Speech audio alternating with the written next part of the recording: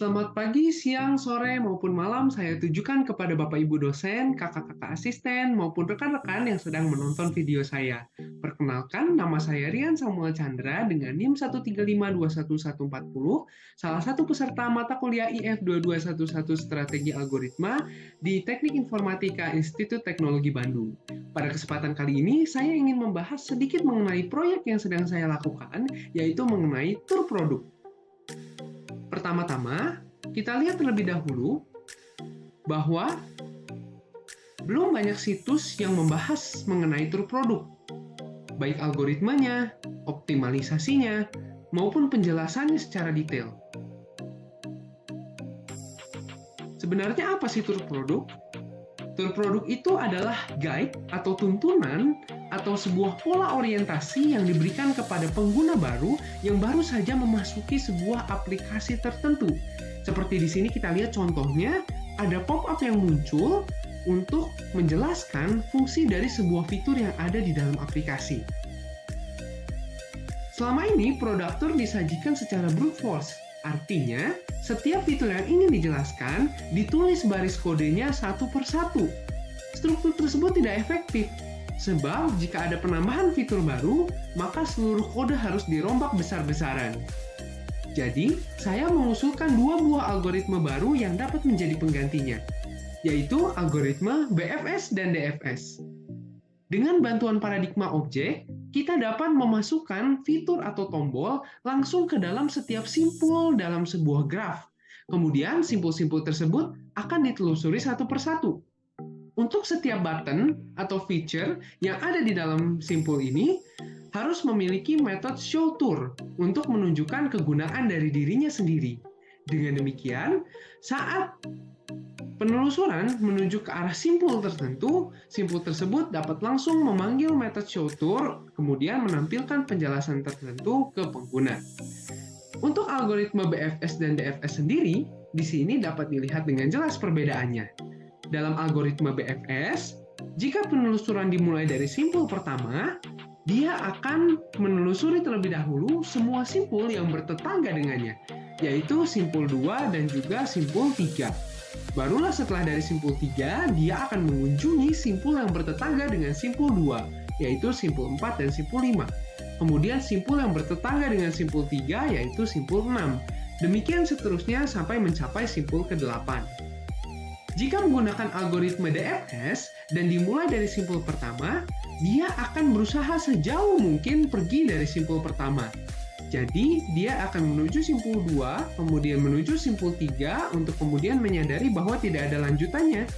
Sehingga dia akan melakukan backtrack ke simpul 2, kemudian ke simpul 4, lalu ke simpul 5, backtrack ke 4, backtrack ke 2, backtrack ke 1, lalu ke 6, ke 7, dan ke-8. Nah, dengan menggunakan struktur graf seperti ini, ketika ada penambahan fitur baru, kita tidak perlu merombak habis-habisan kode secara brute force. Tapi yang kita perlukan hanyalah menambahkan sisi tertentu, misalnya dari sini, dari 3, saya menambahkan simpul 9 di posisi yang tepat. Nah, saya membawa rasa penasaran saya ini ke tingkat yang lebih tinggi, sehingga saya membuat sebuah aplikasi kecil. Aplikasi yang bertemakan aplikasi belanja yang kemudian saya padukan dengan puzzle agar lebih menarik.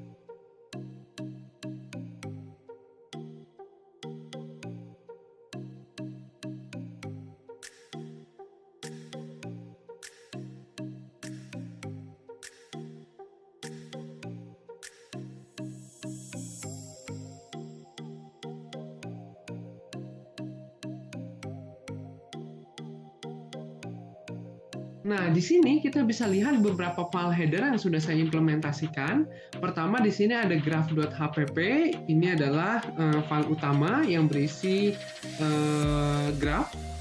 Di sini kita lihat menggunakan list of integer yang dengan nama adj list. Jadi representasi grafnya adalah dengan menggunakan senarai ketetanggaan. Jadi misalnya simpul 0 bertetangga dengan simpul 1 dan 2 misalnya. Kemudian 1 dan 2-nya itu akan disimpan dalam sebuah list begitu.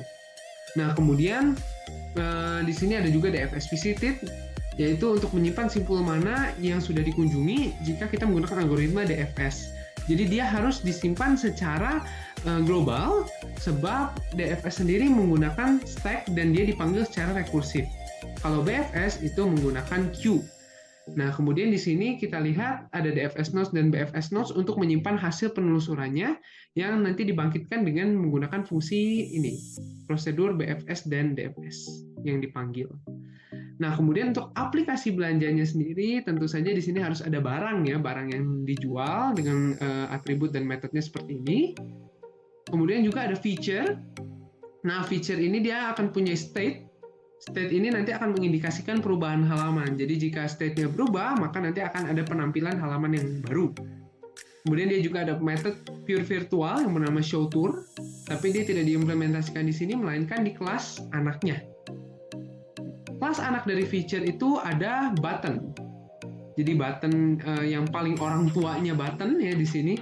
Kita lihat di sini dia masih punya metode pure virtual juga yang bernama sama show tour, yang kemudian nanti diimplementasikan untuk button-button spesifik yang ada di halaman-halaman. Nah, di sini kita lihat ada button 00, 01 dan seterusnya. Di sini menggunakan seperti kode gitu ya, 03, 04, 05 dan semuanya masing-masing mengimplementasikan metode show tour, yaitu menunjukkan kegunaan dari dirinya sendiri.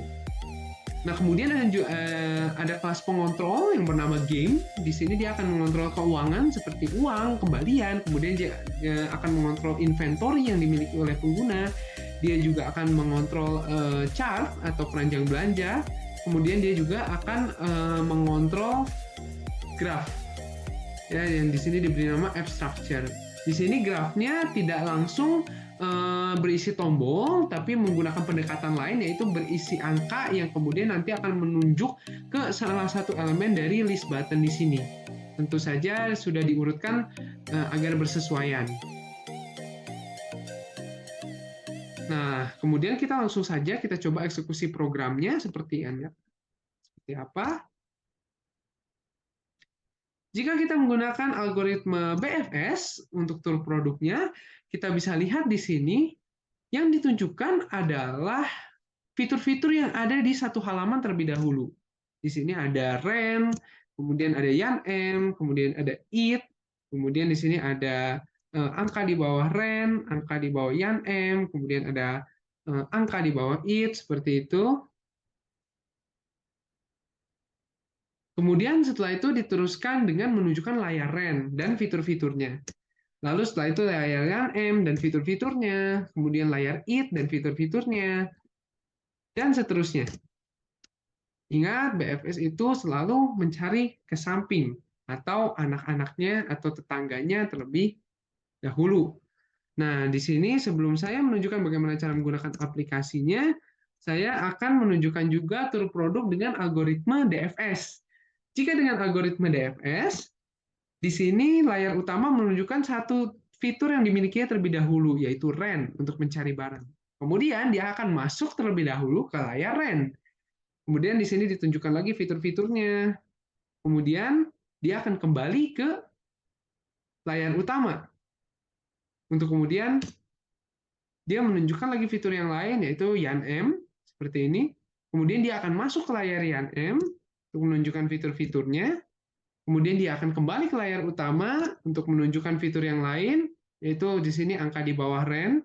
Kemudian dia akan masuk ke angka di bawah ren-nya, yaitu 112, dan demikian seterusnya.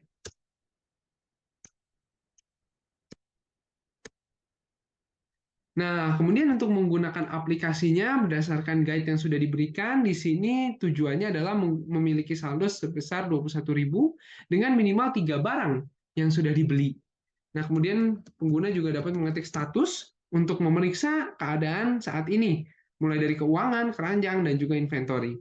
Nah, untuk menggunakan aplikasi ini dengan cepat, saya akan tunjukkan. Pertama, top up terlebih dahulu, 30.000, 30.000, 50.000. Kemudian kita akan membeli barang yang harganya adalah 45, 24, dan 30 agar uang kita nantinya menjadi 21.000 dengan nomor barangnya 1, 2, dan 5. Kita masuk ke ren, kita coba 1, 2, dan 5. Kemudian kita akan konfirmasi pembeliannya, tapi sebelum itu kita lihat terlebih dahulu kode pembelian. Lalu untuk melakukan konfirmasi, tekan angka 1, kita masukkan kode pembeliannya. Setelah itu, kita akan coba untuk klaim kembalian. Dan dapatlah 21.000. Sekian dari aplikasi yang saya bangun.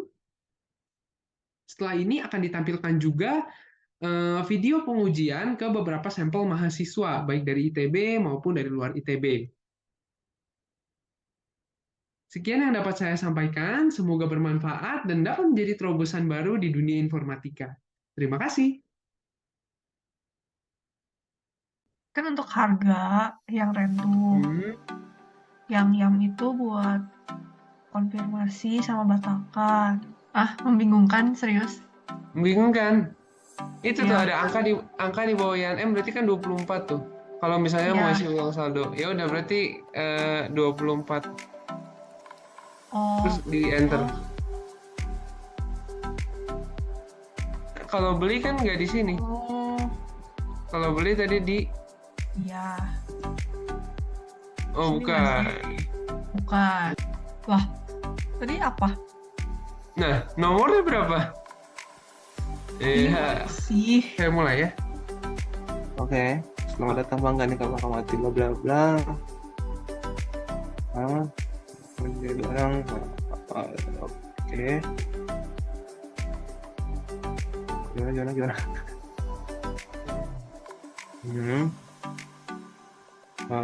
Gitu kan pertanyaan Anda. Input nomor barang. Oke. Emosi sih. Maaf ya, sabar. Aduh. Itu tutorialnya udah selesai. Nah, itu goalnya ada di sini nih. Milikilah saldo, jadi harus punya uang 21.000, tapi minimal harus punya 3 barang. Jadi harus sudah beli 3 barang minimal. Ini harus benar. Harus ya kenapa tadi sono? Ini gimana ya? Ini. Tadi sono ketahuan. Udah masuk sana salah lagi, udah jadi lucu. Wah, gila, cepet banget, Bang. Wah, ini apa ini? Ini maksudnya gimana? Mengetik angka di bawah rem. Jadi itu kan di bawahnya ada angka. Nanti dijadiin input, gue bisa lihat nomor barangnya. Bikin jadi 21, kira-kira gimana? Harus beli apa lagi? Wow, disuruh ngitung. Ya. Top up-nya di mana tadi? Top up-nya. Ya, tadi kan ada di tutorialnya. Oh iya. Jadi sektor sama kaliber. Iya nggak sih? Berarti emang. Oke. Boleh. Thank you. Oke. Gimana nih? Oh, iya. Seru nggak? Keren banget coy. Masa? Coba deh, sekarang mungkin top up dulu deh. Top up dulu. Tadi kan udah ada tuh top up-nya.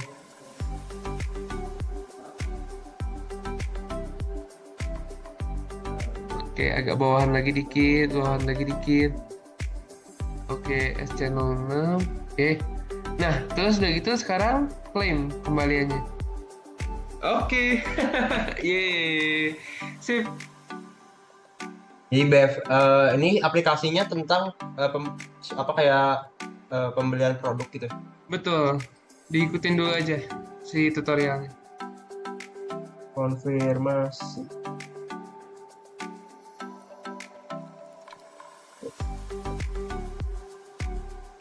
Oke, berarti harus back dulu ya. Berarti 7 tambah 3, 10 kurang 8, 2. Beli yang 2 sama minus 1 dikali minus 1 berarti 1. Jadi 2 sama 1, 1, 2. Klaim. Oke, sip. Gila, mantap. Keren.